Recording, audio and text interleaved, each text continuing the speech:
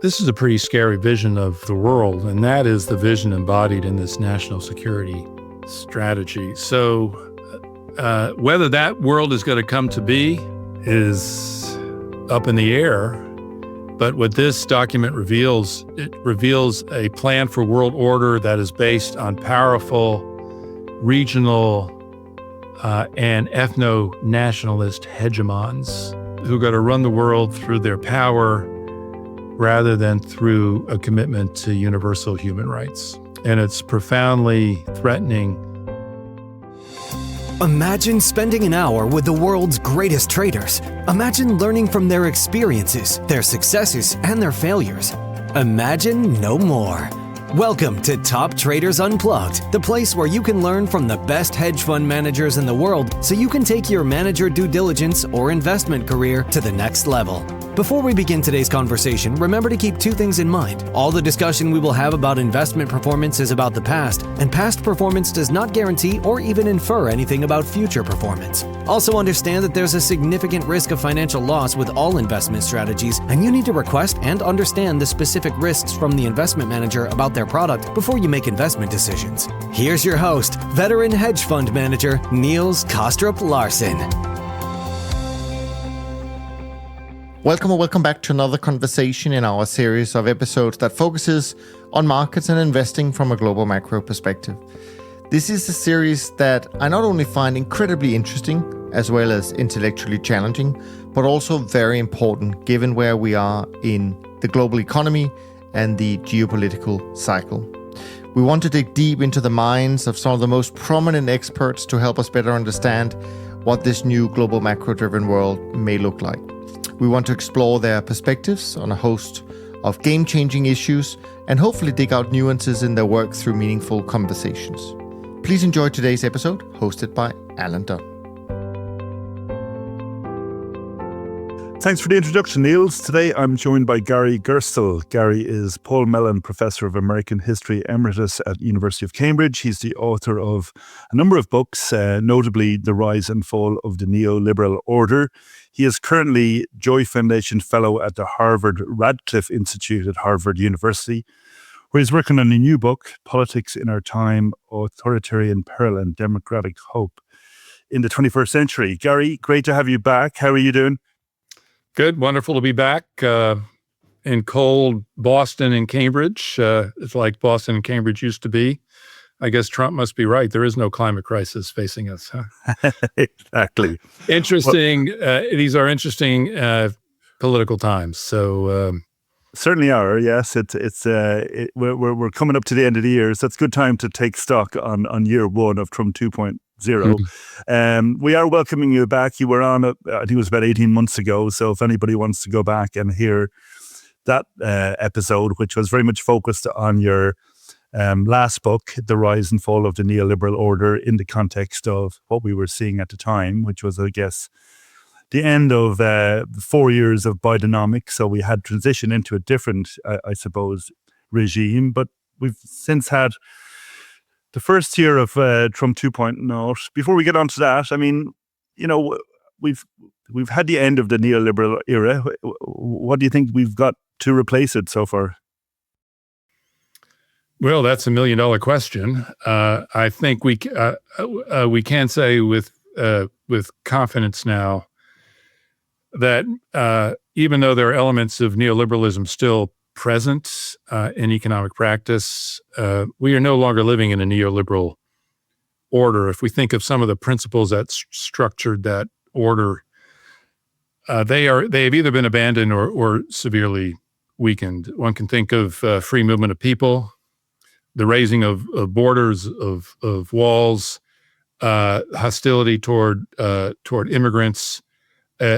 The freedom of movement that was characteristic of the neoliberal era is under assault just about everywhere.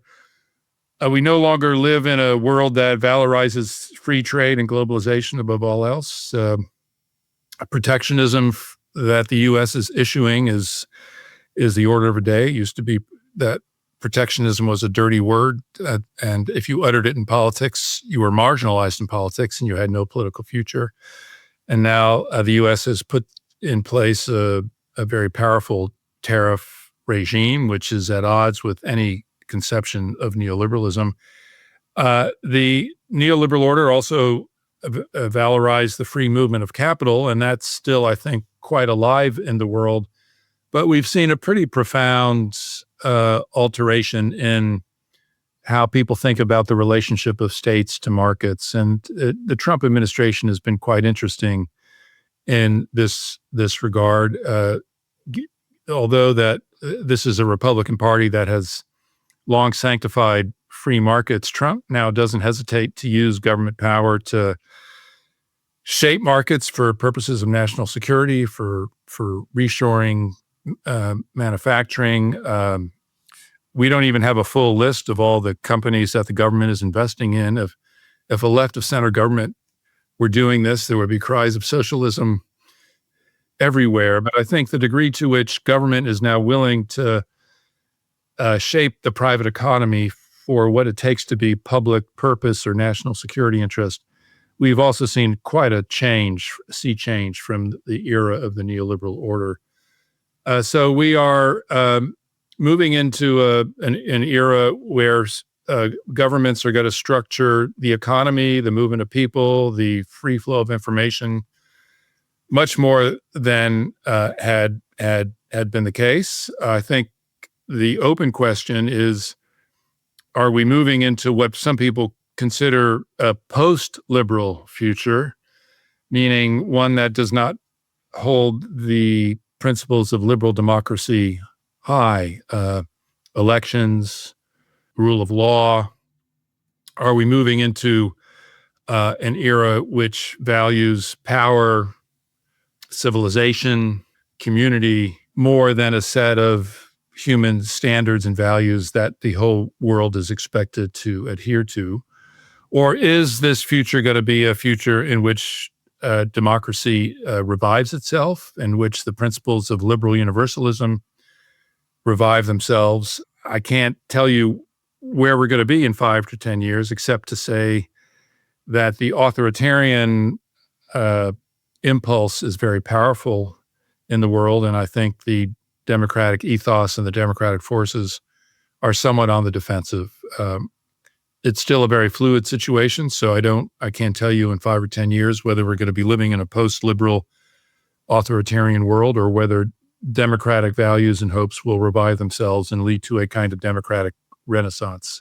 I think that is now one of the $1 million question, or the million pound, the million euro question that we will be grappling with. But I think the outlines of a post-neoliberal economy have become quite clear. Yeah. When you were last on, which was about 18 months ago, you did make this point that democracy is under threat, that their authoritarian impulses are on the rise around the world. And certainly that's become even more apparent in the last 18 months, as you say.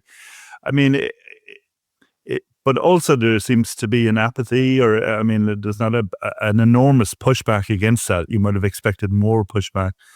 Viewing the US from a European perspective, or have you been surprised by that?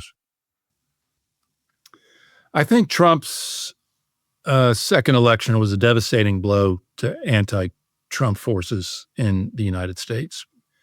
And Kamala Harris made the defense of democracy one of her principal campaigning points. And she also made a point, I think her final appearance before the election was at the site where on the Capitol, where Trump effectively authorized an assault on the Capitol and a coup by the president against his own government. And one thing one has to credit Trump for is hiding nothing during the campaign. His desire to be an autocrat, to be a dictator, to accumulate enormous executive power. He said on countless occasions, "I am your retribution." The cruelty with which America has been uprooting immigrants and deporting them from American society. None of that was hidden during the campaign, and so I think the shock that Trump, despite all that, was reelected by a majority of the American people by a greater margin than happened in 2016. really through the resistance to Trump for a loss. And then came an extraordinarily well-coordinated first 100 days of the Trump administration. Shock and awe, like the Iraq War, at least one executive order a day, sometimes 2, 3, or 4, attacking Trump opponents across an incredibly broad front. The imposition of tariffs, the pursuit of the desire to deport immigrants, the attack on science, the attack on universities. I think no one was prepared for the disciplined and forceful nature of this attack, which further threw the forces of resistance against Trump into disarray. Trump's first term had been characterized by similar political impulses, but enormous degree of chaos and incompetence.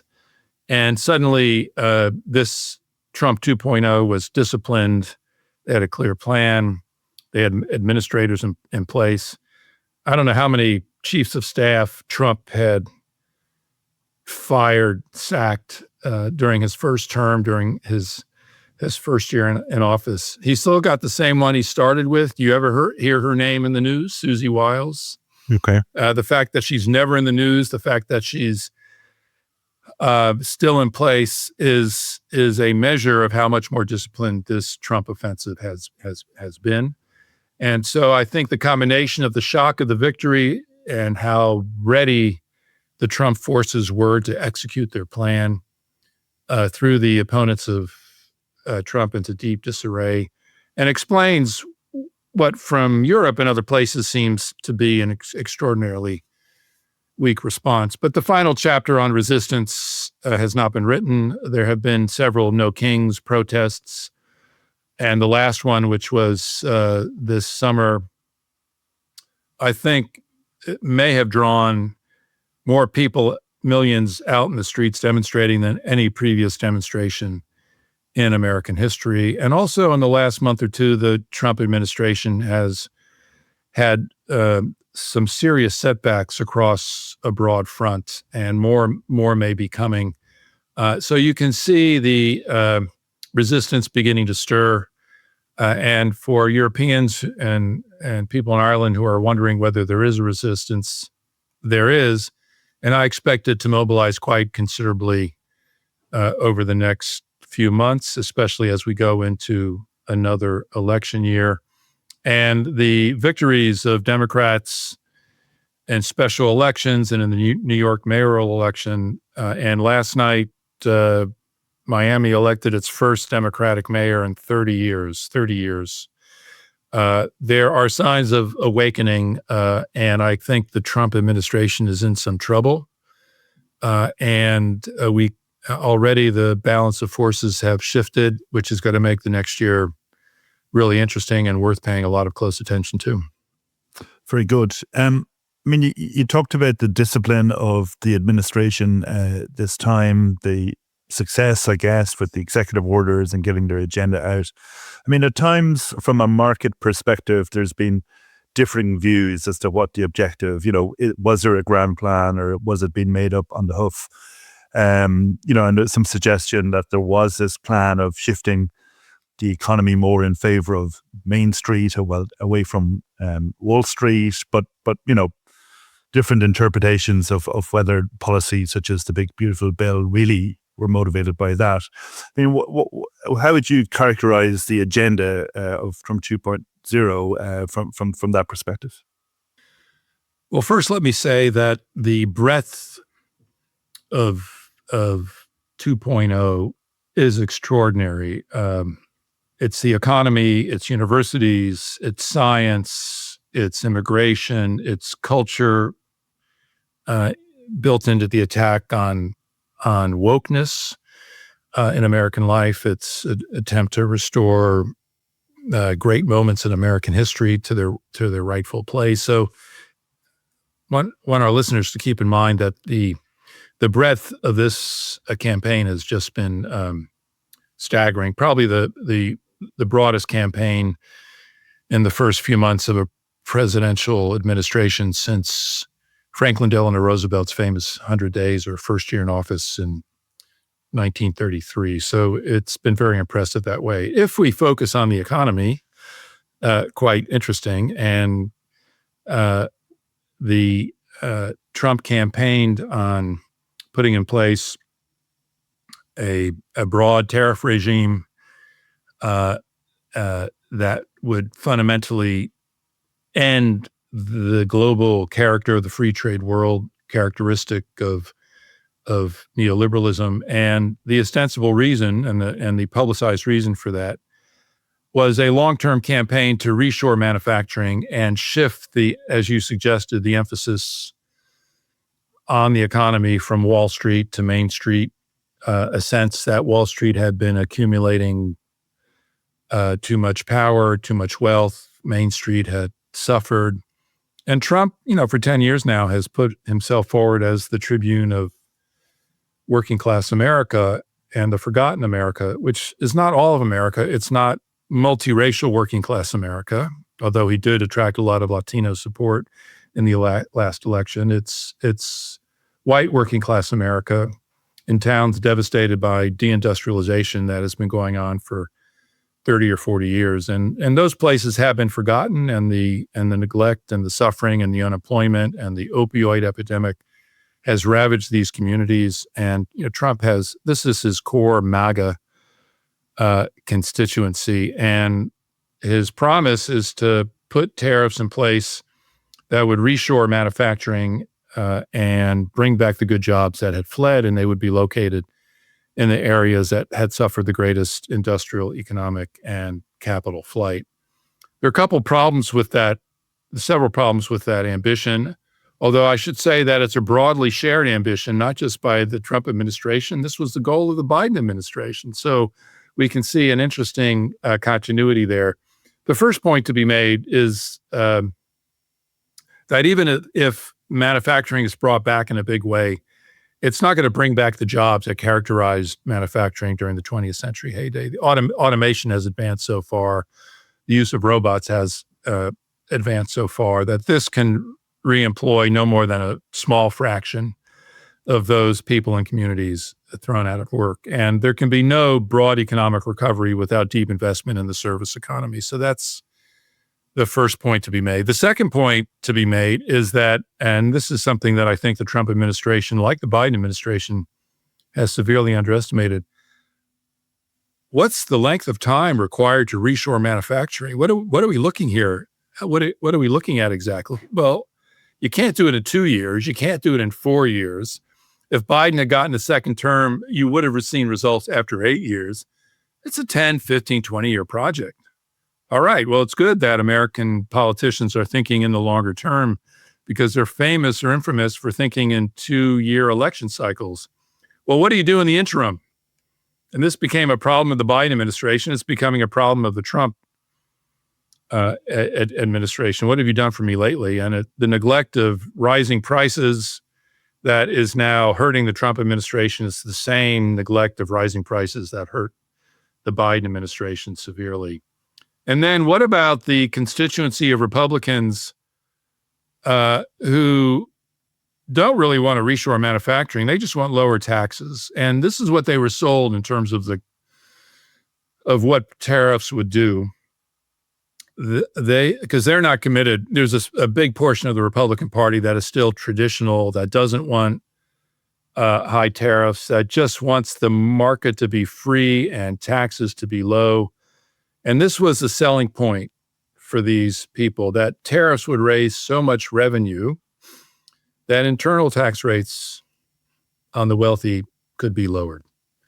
And this was embodied in the big, beautiful bill that is so far the signature legislative achievement of the Trump administration. And the Trump administration made a big point in terms of arguing it was shifting from internal revenue to external revenue. And the promise was that the receipts from external revenue on tariffs would be so great that this more traditional business-oriented part of the Republican Party would be rewarded with lower taxes domestically, which would allow them to invest and use the money as they saw fit without having to worry about government interference.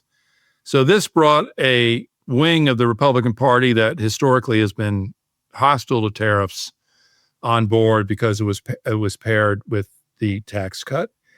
And that has worked in the short term, but it's important to keep in mind that there are two very different factions in the Republican Party. One is a genuine MAGA faction that wants to reshore manufacturing for the benefit of Main Street. And then there is the more traditional Republican group that simply wants lower taxes, free use of capital domestically to engage in the ventures that they want to engage in. And if the economy falters, which it has not yet done really in a major way, you're going to see the splits between these two groups become far more pronounced, because then there's going to be an awareness of trade-offs and whose vision of trade-offs is going to win out in that set of circumstances. Yeah, you touched on a few of the pillars, I guess, of the Trump platform, tariffs, migration, tax cuts. I mean, the other one that was mentioned, quite a lot earlier in the year when people were saying, don't just view the tariffs, look at the full package, was deregulation and the supply side, which, as you say, is kind of very much traditional Republican philosophy. I haven't seen as much of that coming through practically. Is that still a key part of the agenda? Do you think we'll see more evidence of that coming through as the administration goes on? Well, the biggest area of deregulation has been in relationship to the tech industry and to AI. This is a real break from the Biden administration, and part of what happened in 2024 is that Silicon Valley, which has historically been with the Democrats, converted in a very major way to support Trump. And if you remember Trump's inauguration, if you were watching it, 5 or 6 titans of the American tech industry were given very prominent seating places, and that was a reward for their coming on board. The Biden administration had at one of its goals to subject the tech industry to a more serious form of regulation than it had ever been subjected to before. Really, an EU style of regulation. That the principle being that these industries are so large and so powerful and so crucial that they simply can't be left in the hands of an Elon Musk or even a more responsible group of private capitalists, that there has to be some kind of serious regulation. And so the Biden administration set out to regulate crypto, to regulate AI, to look into breaking up some of these enormous behemoths, Microsoft, not Microsoft, because that had already been subjected to antitrust regulation, but Google was in the crosshairs, Facebook was in the crosshairs. So the threats to this industry were real, and this prompted a flight from the Democratic to the Republican Party, and certainly had a influence on Trump's electoral victory, especially Elon Musk's use of Twitter to support Trump and his contribution of, I think, $250 to $300 million spent on supporting Trump and his campaign. So they have been amply rewarded by the freeing of AI, the freeing of crypto, the scuttling of antitrust moves on the part of the government to break up these big institutions. And so if you want to look for a way in which deregulation has really flourished since the Trump administration has come into office, then this is the place to look. And there I think you can see deregulation really being in the driver's seat. At the same time, the Trump administration has made, for proponents of deregulation, some interesting moves. And in return for allowing NVIDIA to sell more chips to China, they have to pay a substantial portion of their revenues to the U.S. government. I think Intel, for the sake of being allowed to do what it wanted to do, I think, had to sell 10% of its corporation, or not sell it, but essentially give 10% of its corporation to the government. So at the same time that the manifest policy is one of deregulation, the latent policy has been the encroachment by the U.S. government on the freedom of action of some of these firms. And that is something that's by and large been flying under the radar. And it's worth watching to see how that's going to develop and mutate over the second and third and fourth years of the Trump administration. Yeah, we had Morris Obstfeld, who was previously at the IMF, on, and I asked him that question, why are these policies typically not prescribed? And he said, well, for the very reason they're typically not good for economic productivity or growth or fairness or efficiency or incentives. But so that's very much flies in the face of the deregulation, I suppose, philosophy. You touched on the challenge facing Trump as he heads into next year with prices, and as you say, affordability is now the buzzword all of a sudden. I guess, were people naive to think that he could actually solve this in the first place?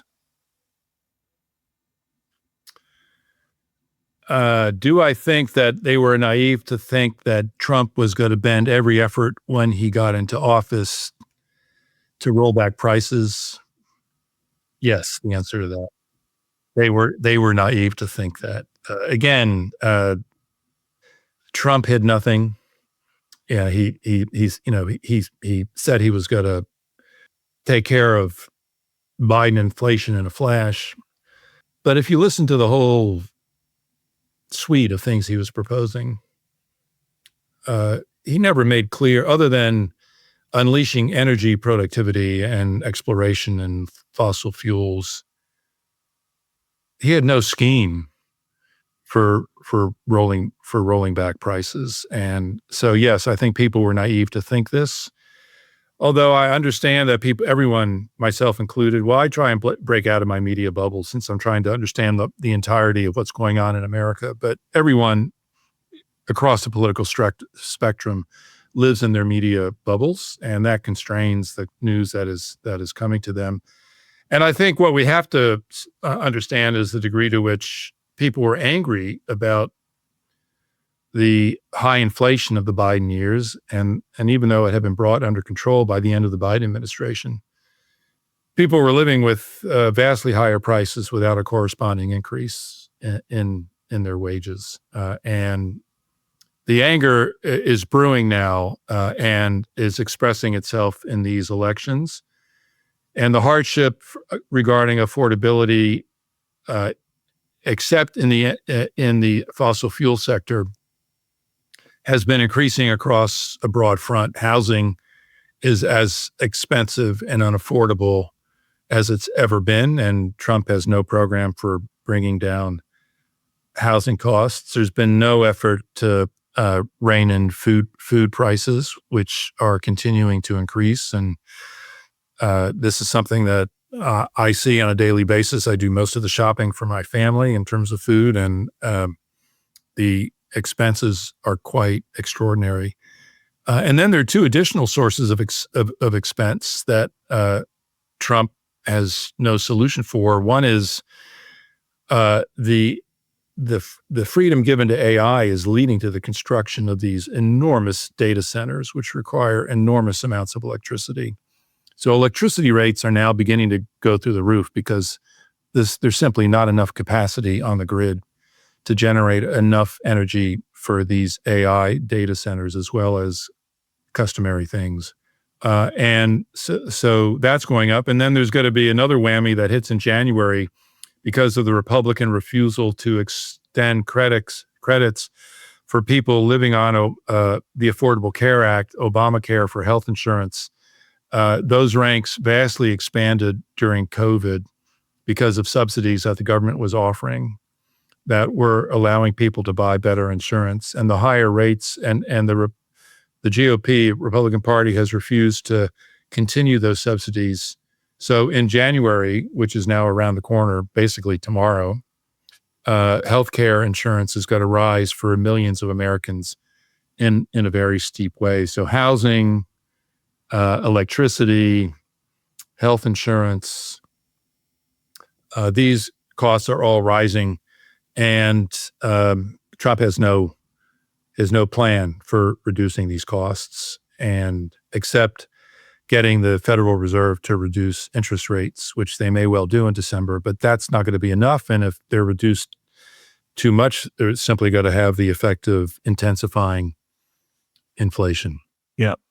Well, the picture you paint with, obviously, the affordability crisis, rising costs, the challenges for people, particularly at the lower income, obviously very clear. At the same time, we've got the rising stock market. People with holding assets are doing well, and this is part of the narrative of the K-shaped economy. From a political perspective, you touched on this fracture within the Republican Party. Ideologically, how do you think that plays out going into next year? The obvious trajectory would be, a resurgence maybe for the Democrats in the midterms, and the cycle just repeats itself. Is that how you see it, or how do you think it plays out? Well, I think Democratic victory in 2026 is imperative for America and the future of the Republic for liberal democratic reasons. For Trump, elections remain important, but they must be elections that he wins. It used to be that autocrats, once they came into power, beginning with Hitler and continuing with Latin American dictators and so on and so forth, once they came into power, they got rid of elections. They didn't want to go through them anymore. But that has changed. Autocrats in the world now want elections as a way of affirming the legitimacy of their rule. But they must be elections that they win. And so they do everything they can to curate the election, to intimidate the opposition, or in the worst case scenario, just to declare a result that goes against them as invalid, as Maduro in Venezuela did. It's very ironic that Trump wants to invade Venezuela to get rid of Maduro for being a dictator, when in fact his own techniques for ensuring the continuation of himself or MAGA in office are modeled very closely on what Maduro actually did.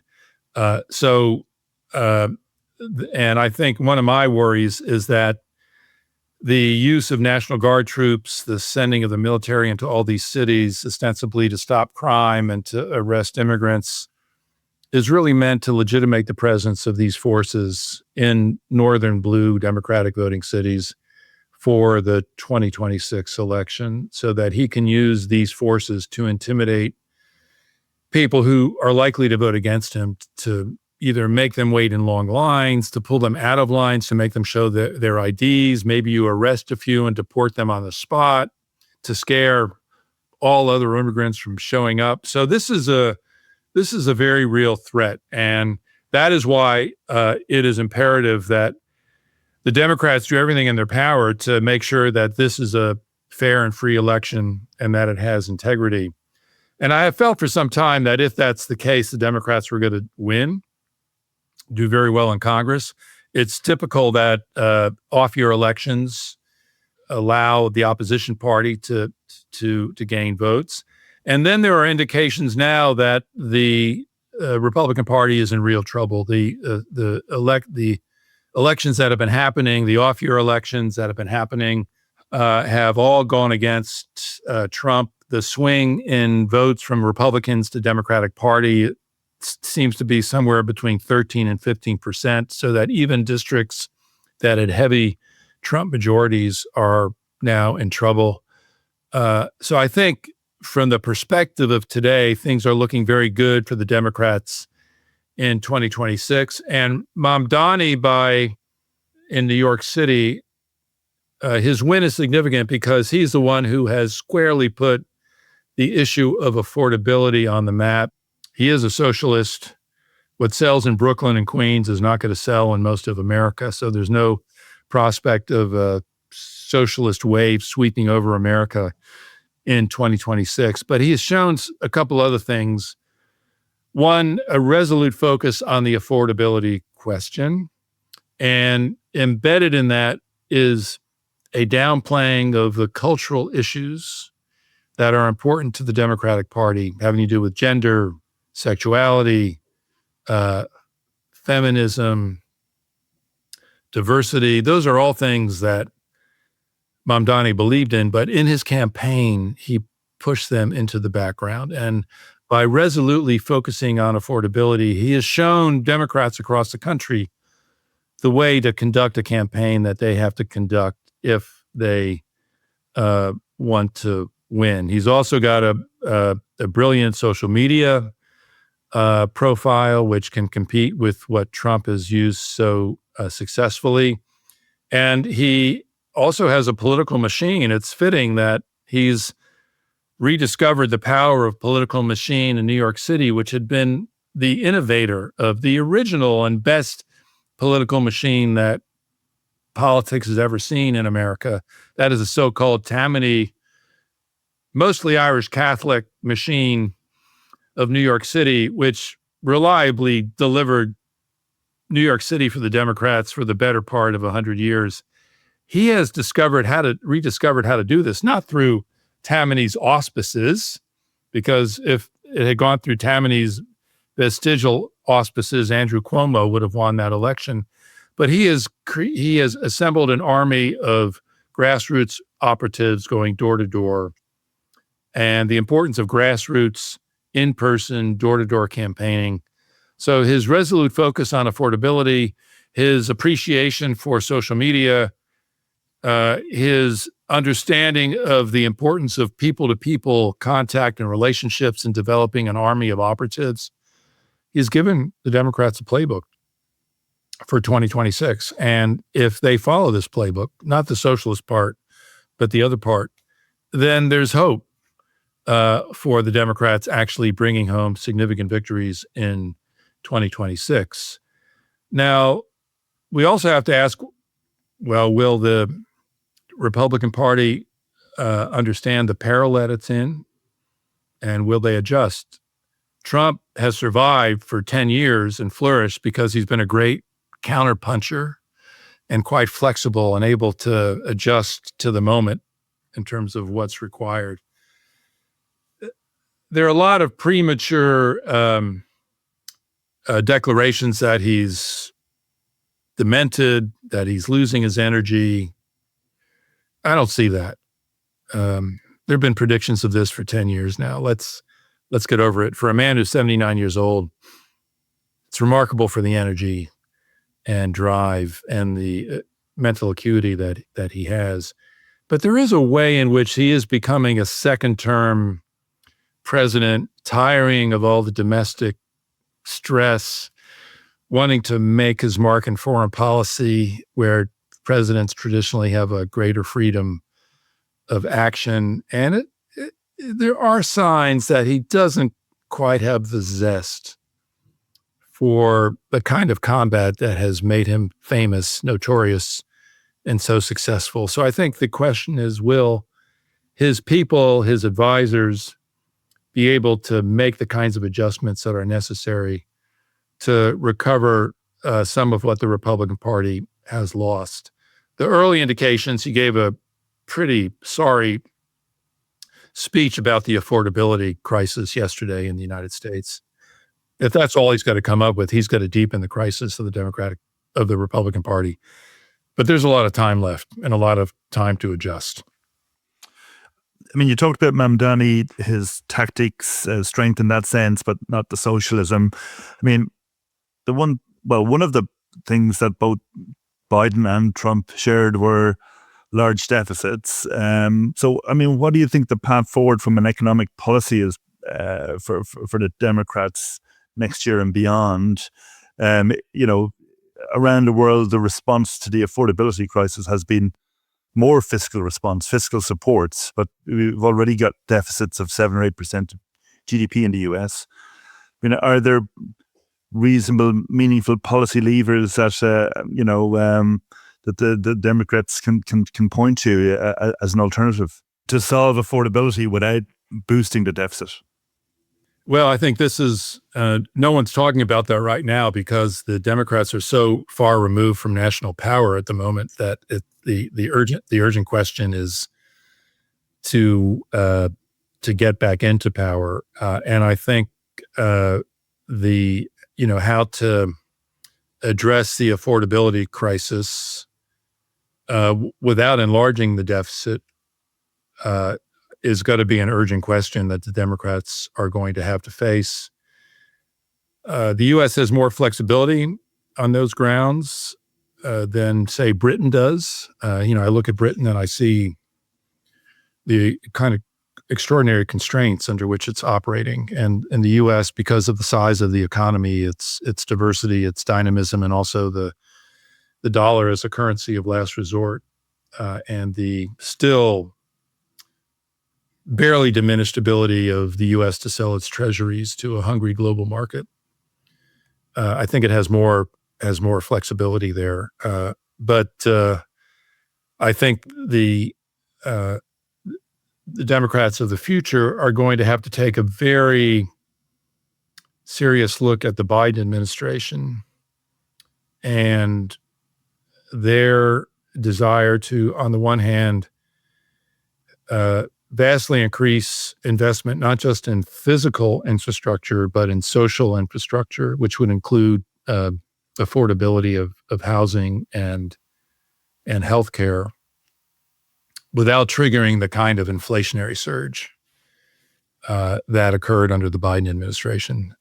Now, I think the Democrats are still inclined to blame the inflationary surge on the extraordinary circumstances of COVID, and certainly that's part of the story. But I think they're going to have a more serious reckoning.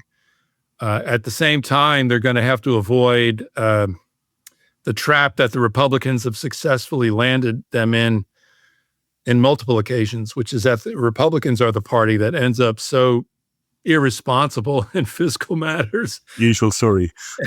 The combination of spending increases and tax cuts worsening the fiscal situation in the United States. So it falls to Democrats. This is true of Clinton. It's true of Obama, to come in and put the fiscal house in order. It's a dirty trick that the Republicans have foisted on the Democrats again and again, and they're going to have to find a way to escape that trap the third time around. So the plans for doing that are not yet in place, and the Democrats and the people in the Biden administration who I know and talk to are not talking about that at the moment, but they're going to have to face that issue if and when they come back into presidential power.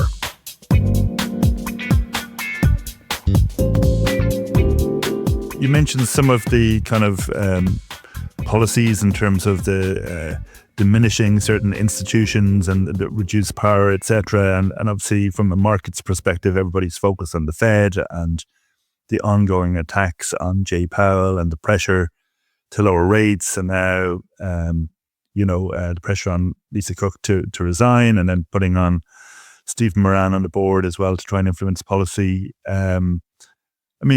What's your perspective on that? In terms of the Fed in particular, but other institutions, how bad can things get, do you think, in this administration in terms of the centralization of power, I guess, and the subordinating of these institutions? Define bad for me. When you say bad, what do you have in mind? And then I'll respond more specifically.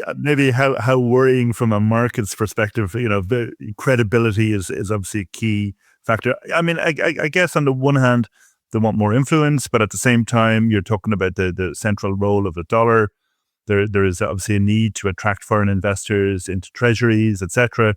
So they have to balance those kind of mutual objectives. But obviously, putting in a very dovish Fed chair would significantly undermine credibility in the institution and arguably in the dollar as well. Right. I think we haven't talked about the Supreme Court yet, and the Supreme Court's willingness to enormously expand the power of the executive to hire and fire anyone working in the executive branch of government to a far greater degree than has been the case for almost the last 100 years. And the Supreme Court seems willing to countenance what the Trump administration wants to do in that regard. And that is extremely worrying. The Supreme Court, however, has also given an early indication, that it will not apply that standard to the Federal Reserve, which means that Trump's ability to fire a head of the Fed during his or her term, to fire Fed governors during their terms, may be much more limited than he would like. On the other hand, he's clearly going to get a Fed chair to his liking, because Powell's term is up in half a year, and there's no chance I can't imagine a scenario in which Powell is reappointed. It may be Moran as the new Fed chair. Hassett is the current favorite, but Moran or Hassett, the current favorite. And so he's got to get someone much more to his liking. But Trump cannot command the laws of supply and demand in the economy as simply from what he wills or desires. And one check that has always been in place with Trump has been the stock market, which he sees as a key indicator of economic health or lack thereof. It was interesting in the early months of his administration, especially when the first imposition of tariffs, the infamous Liberation Day in early April, and that sent shudders down Wall Street, and there was a considerable run on the market for a few days before it stabilized. And Trump said something interesting then, which I had never heard him say before, saying that the market is so high that a meaningful correction in the short term is not going to harm the pocketbooks of investors or those with assets in the stock market. I never heard him say that before, and I thought, oh, okay, he may have some longer term ambitions in mind here. But since that time, the concerns about the economy and its well-being have increased significantly. There are indications of much greater nervousness on Wall Street than have been the case. How AI plays into this is crucial, because part of what was predicted for the Trump's imposition of tariffs was a severe downturn in the U.S. economy that has not yet occurred. And the question is why. It may be that simply businesses are able to absorb the costs of tariffs for 6 months or a year. So in another half year, they're not going to be able to do that, and we're going to see further rises. But it's also clear that the excitement about AI, and not just AI, but about robotics and all the advances being made there, has given the stock market and investors a confidence and a surge that was unexpected even as recently as half to 3/4 of a year ago. And now we're seeing concerns about the AI bubble and conflicting signals. Is it really a bubble? Is it not a bubble? I expect to see some shaking out of that, and we looked like we were going to get something of that sort a week or two ago. Now the market has bounced back again, but I think we're in some hotter water with regard to AI, and it would not surprise me at all if there was a 10% correction in the market sometime over the next 6 months. And then the question is, what is Trump's tolerance for correction? There are other troubling indicators as well. Most notably, Trump's firing of the director of the Bureau of Labor Statistics, because that bureau issued a jobs report not to his liking. And so reflexively, he simply fired that person and put into place someone who does not have nearly the competence. And then there was a month in which figures didn't get reported because of the government shutdown. So far, I think Wall Street is confident that they have enough reliable information so that they can make the decisions they need to make about investment, that they are getting reliable information about where the economy is going and where it's not going. It's not out of the question, however, that Wall Street will become concerned about the adequacy of numbers and statistics that are coming out of the Trump administration, and worries might deepen that the Trump administration is hiding the real information that they need. And if that perception seeps into Wall Street, it's got to also seep into all the international buyers of U.S. Treasuries. And that is something that the Trump administration will be very worried about, because that is something that can trigger a serious run on the stock market and on Treasuries, and put the U.S. economy into a condition of fragility that is going to worry Trump a great deal. So how much he thinks about this versus simply getting someone at the Fed who's going to lower rates, I don't know, but Bessent has to be thinking about this. He's got a lot of connections on Wall Street, and at a certain point, that kind of worry is going to concern members of the Trump administration. You mentioned maybe Trump's energy levels coming down marginally. I mean, going back a while, there was a suggestion he may alter things for a third term or in some shape or form. I mean, where do you think that is now? Do you see him moving aside at the end of this term, or is that still a risk that we have some kind of change to normal proceedings?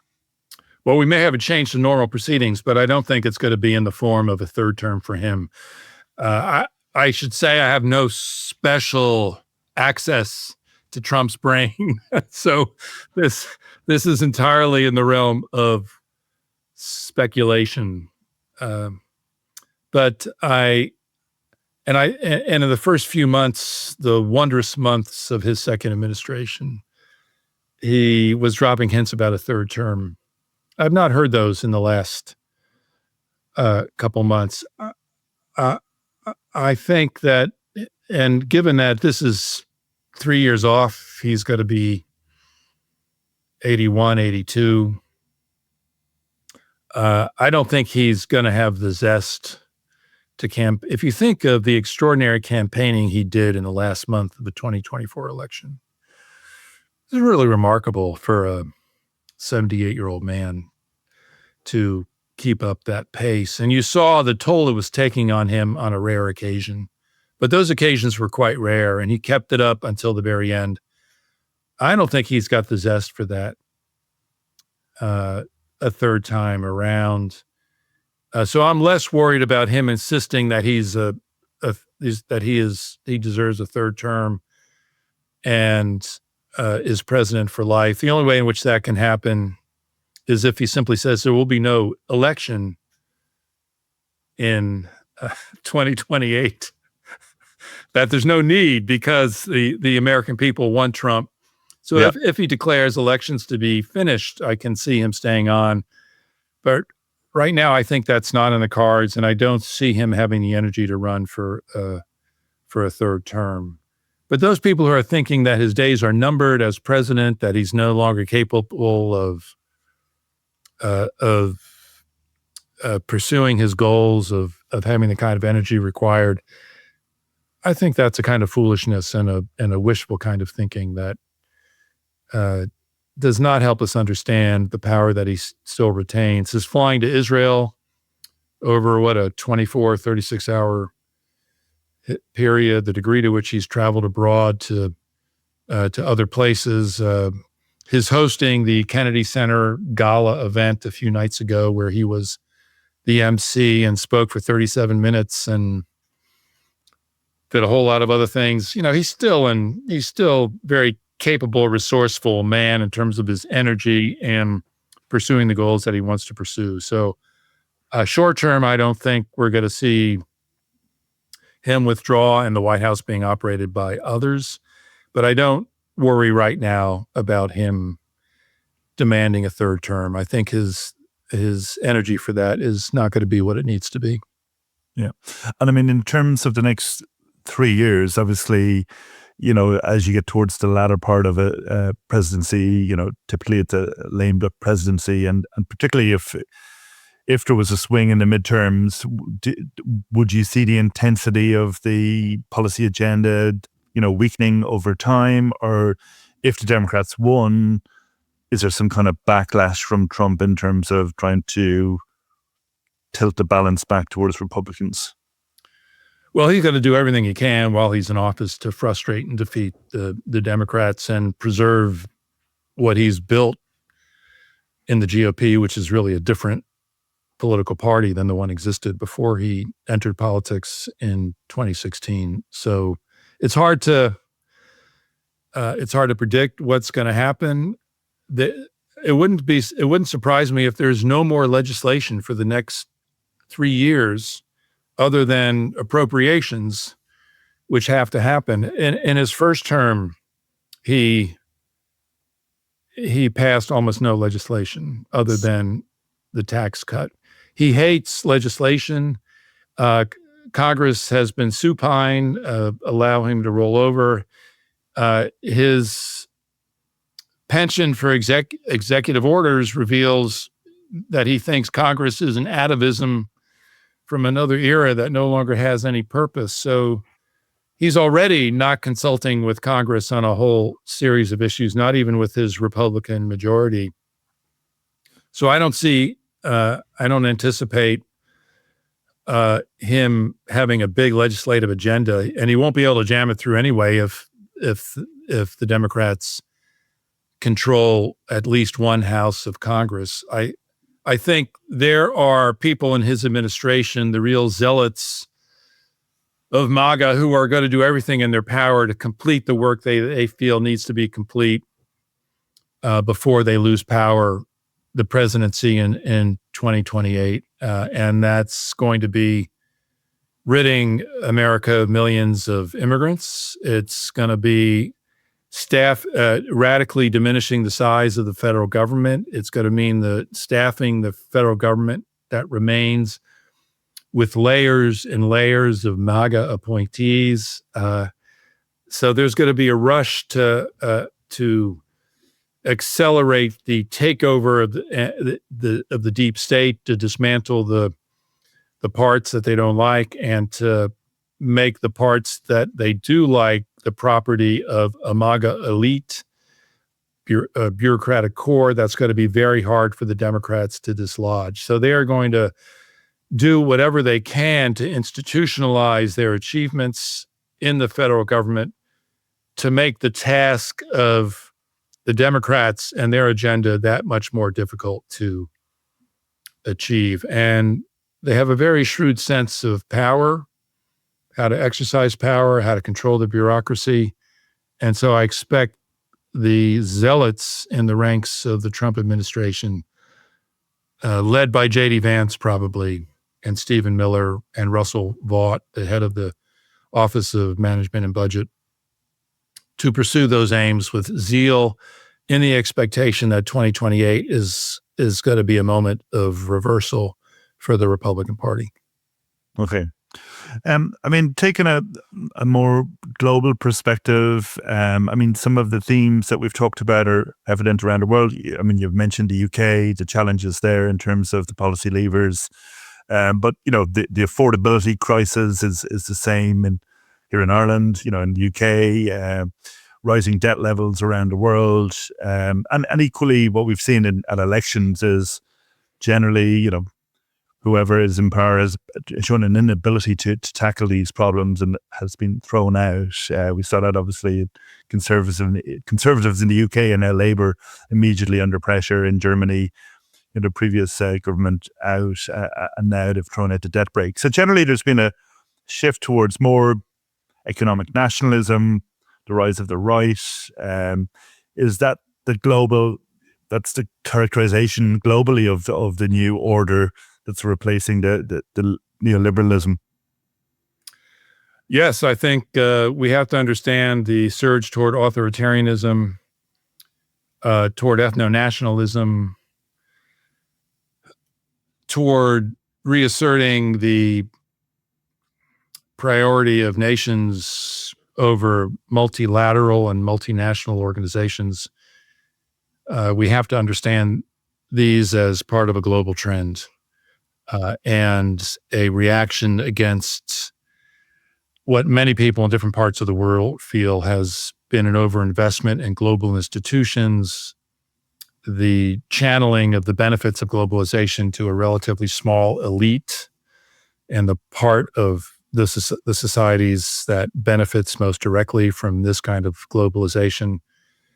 The hostility toward immigrants is one of the most urgent issues facing Europe, as is the case in the United States.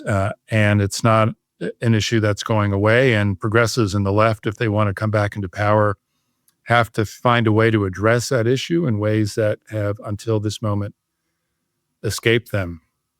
I think we also have to pay attention to the different conception of world order that has taken root in the Trump administration and that is present in other countries like China and Russia. I've just read, I don't know if you have yet, the National Security Strategy of the United States of America, this manifesto issued by the Trump administration to guide its national security strategy going forward.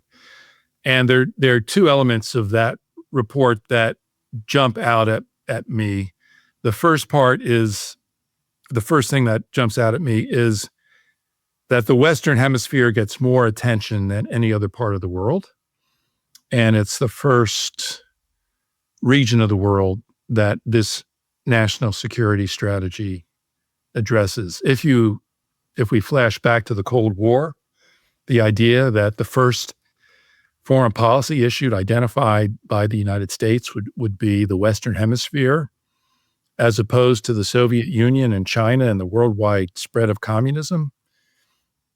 This is inconceivable in that moment. What does the focus on the Western Hemisphere reveal? It reveals first that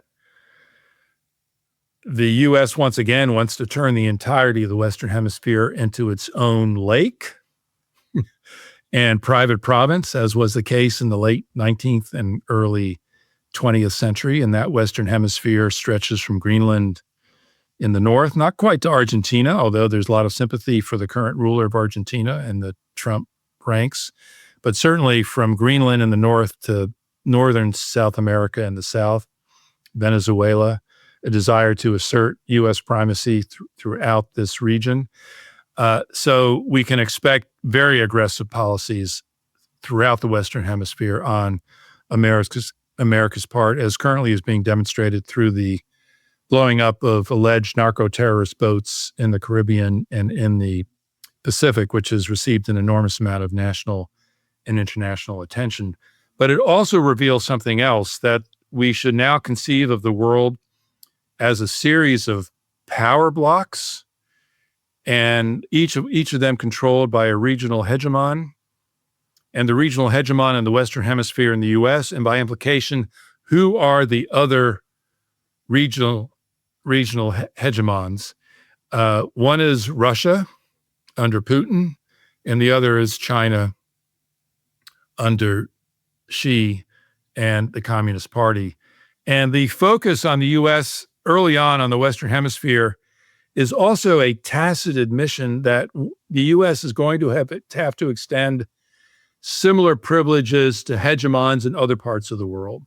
And that helps us to understand the privilege that Trump is extending to Putin in terms of setting the terms of peace with Ukraine. There is more in this document about protecting Taiwan than there is on protecting Ukraine, but it also asserts the right of Xi to exert regional control in his part of the world.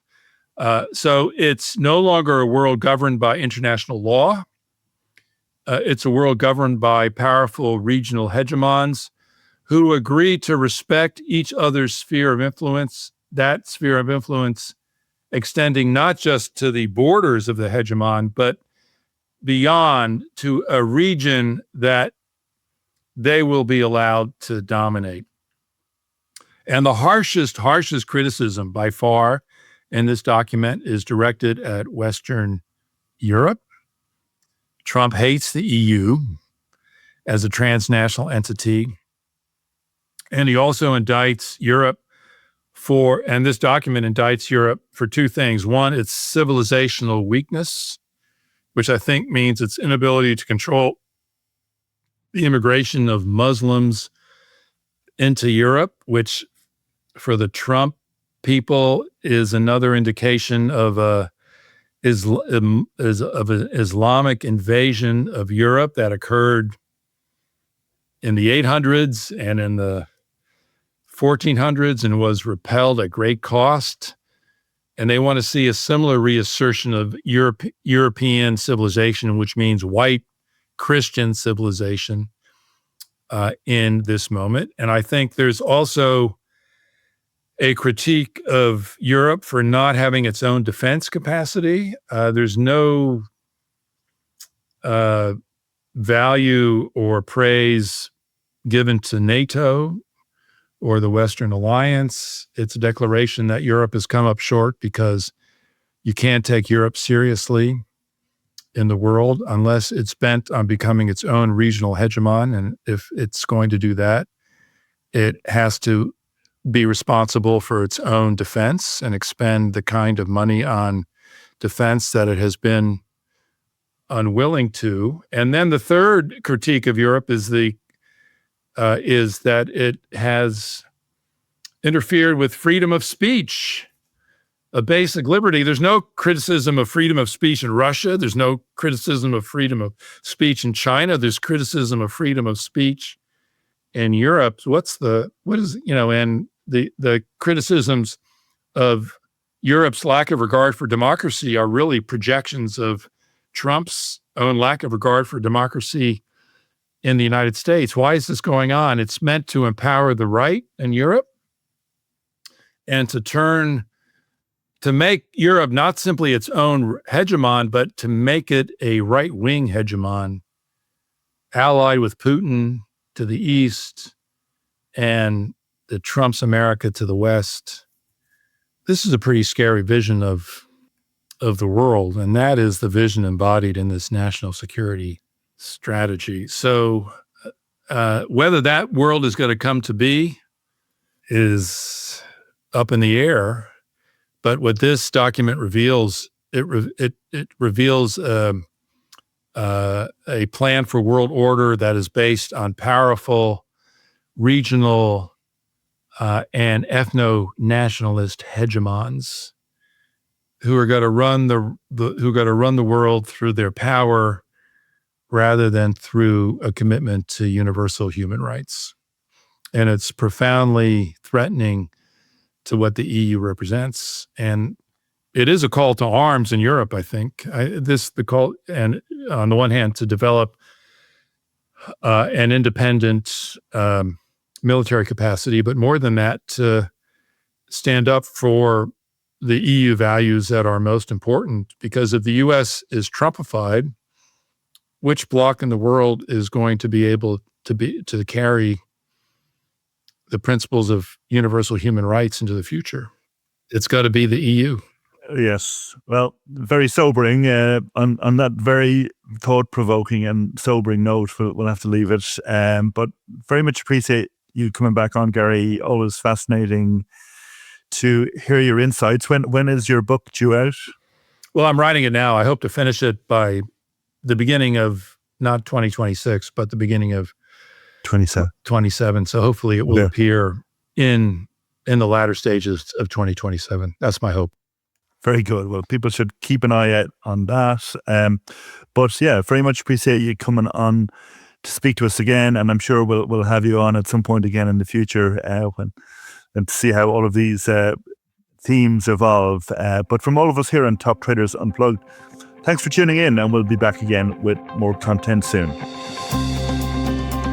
Thanks for listening to Top Traders Unplugged.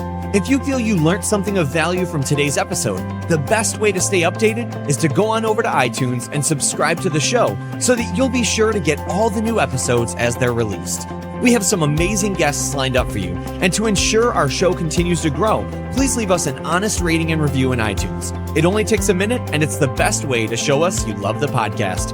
We'll see you next time on Top Traders Unplugged.